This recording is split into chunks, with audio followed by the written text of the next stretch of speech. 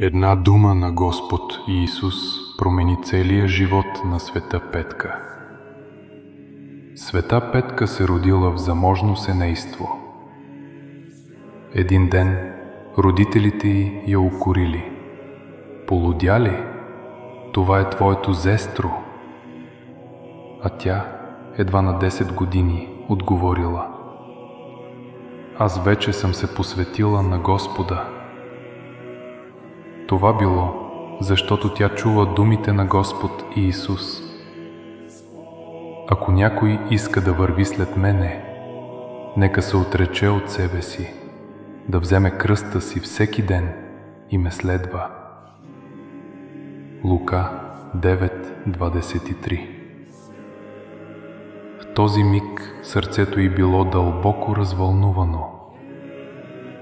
Като се върнала у дома, раздала най-хубавите си дрехи на бедните и тайно дала златото и парите си на главните деца. След това напуснала родния си дом и поела сама към светата земя. В пустинята живеела с молитва и пост, в тишината заедно с Бога.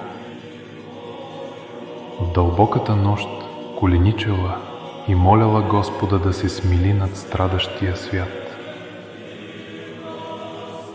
Години по-късно нейните молитви чудотворно изцелявали и спасявали безброй страдащи. Ако и ти желаеш да повериш живота си на Господа, напиши Амин в коментарите и сподели това с близките и приятелите си.